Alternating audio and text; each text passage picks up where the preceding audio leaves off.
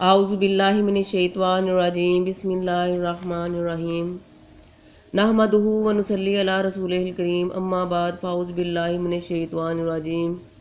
السلام علیکم۔ میں ایک نئی ویڈیو کے ساتھ آپ بہن بھائیوں کے سامنے حاضر ہوئی ہوں۔ امید کرتے ہیں کہ اللہ کے فضل و کرم سے خیر و عافیت کے ساتھ ہوں گے۔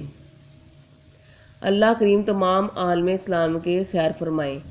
آج جو وظیفہ ہے سورۃ لہب، قرآن پاک کی مختصر سی سورت، قرآن پاک کی آخری پارے کی آخری صورتوں میں شمار ہوتا ہے۔ یہ وہ صورت ہے جو ابو لہب کی مذمت میں نازل ہوئی تھی، اور اس صورت کے اندر جو وضاحت بیان کی گئی ہے کہ ابو لہب اور اس کی بیوی نے حضور صلی اللہ علیہ وسلم کے ساتھ دشمنی کا بہت کھلم کھلا اظہار کیا تھا۔ اس وقت یہ صورت نازل ہوئی تھی۔ بسم اللہ الرحمن الرحیم۔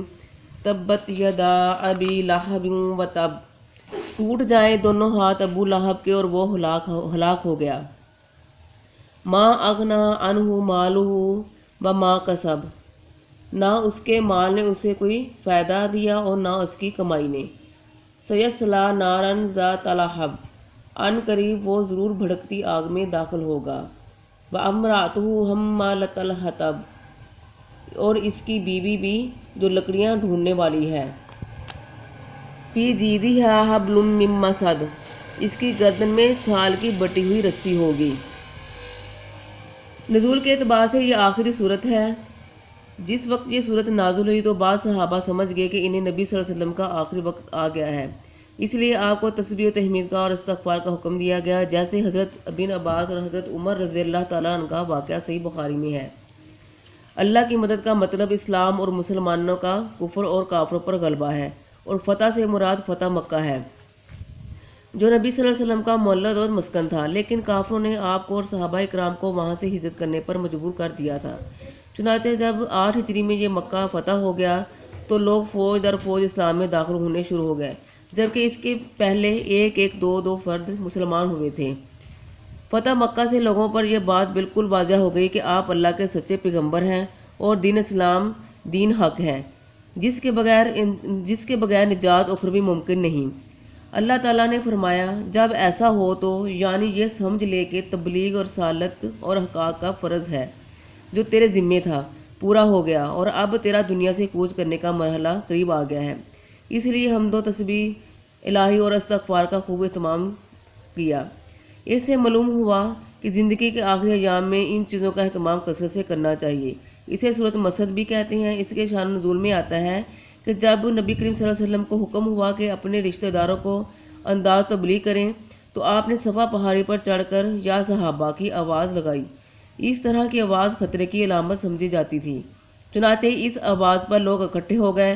آپ نے فرمایا، ذرا بتلاؤ، اگر میں تمہیں خبر دوں کہ اس پہاڑ کی پشت پر ایک گھڑ سوار لشکر ہے جو تم پر حملہ آور ہوا چاہتا ہے، تو تم میری تصدیق کرو گے؟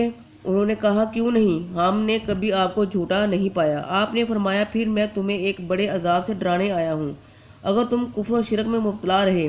یہ سن کر ابو لہب نے، تبًا لکا، تیرے لیے ہلاکت ہو، کیا تو نے ہمیں اس لیے جمع کیا تھا؟ جس پر اللہ تعالیٰ نے یہ صورت نازل فرمائی۔ ابو لہب کا اصل نام عبد العزیٰ تھا۔ اپنے حسن و جمال اور چہرے کی سرخی کی وجہ سے اسے ابو لہب شعلہ فروزہ کہا جاتا تھا۔ علاوہ ازیں اپنے انجام کے اعتبار سے بھی اسے جہنم کی آگ کا ایندھن بننا تھا۔ یہ نبی صلی اللہ علیہ وسلم کا حقیقی چچا تھا، لیکن آپ کا شدید دشمن تھا، اور اس کی بیوی ام جمیل بنت حرب بھی دشمنی میں اپنے خامد سے کم نہ تھی، یعنی ہلاک اور برباد ہو جائے۔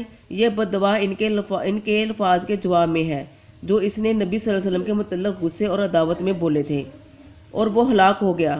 یہ خبر ہے، یعنی بد دعا کے ساتھ ہی اللہ نے اس کی ہلاکت اور بربادی کی خبر بھی دے دی۔ چنانچہ جنگ بدر کے چند روز بعد ہی یہ عدسہ بیماری میں مبتلا ہوا، جس میں طاعون کی طرح گلٹی سی نکلتی ہے۔ اس میں اس کی موت واقع ہو گئی۔ 3 دن تک اس کی لاش یوں ہی پڑی رہی، حتیٰ کہ سخت بدبودار ہو گئی۔ بالآخر اس کے لڑکوں نے بیماری کے پھیلنے اور آر کے خوف سے اس کے جسم پر دور ہی سے پتھر اور مٹی ڈال کر اسے دفنا دیا۔ مال میں اس کی رسائنہ حیثیت اور جاہ نسبر اس کی اولاد بھی شامل ہے، یعنی جب اللہ کے گرفت آئی تو تو کوئی چیز اس کے کام نہ آئی، یعنی جہنم میں یہ اپنے خاوند کی آگ پر لکڑیاں لا کر ڈالے گی تاکہ آگ مزید بھڑکے۔ یہ اللہ کی طرف سے ہوگا، یعنی جس طرح یہ دنیا میں اپنے خاوند کی اس کے کفر عناد میں مددگار تھی، آخرت میں بھی عذاب میں اس کی مددگار ہوگی۔ بعض کہتے ہیں کہ وہ کانٹے دار جھاڑیاں ڈھونڈ ڈھونڈ کر لاتی اور نبی کے وسلم کے راستے میں لا کر بچھا دیتی تھی، اور بعض کہتے ہیں کہ یہ اس کی چغل خوری کی عادت کی طرف اشارہ ہے۔ چغل خوری کے لیے یہ عربی محاورہ ہے۔ یہ کفار قریش کے پاس جا کر نبی صلی اللہ علیہ وسلم کی غیبت کرتی اور انہیں آپ صلی اللہ علیہ وسلم کی دعوت پر اکساتی تھی، وہ موج یا پوست کی کھجور ہو یا آہنی تاروں کی، جیسا کہ مختلف لوگوں نے اس کا ترجمہ کیا ہے۔ بعض نے کہا ہے کہ یہ وہ دنیا میں ڈالے رکھتی تھی جیسے بیان کیا گیا ہے کہ لیکن زیادہ صحیح معلوم بات یہ تھی کہ جہنم میں اس کے گلے میں جو توق ہوگا وہ آہنی تاروں سے ہٹا ہوا ہوگا۔ یہ مختصر صورت بڑی فضیلت کی حامل ہے۔ اسے نبی صلی اللہ علیہ وسلم نے ثلث ایک تہائی قرآن پاک قرار دیا ہے اور اسے رات کو، صبح، شام اور ہر نماز کے بعد پڑھنے کی ترغیب دی ہے۔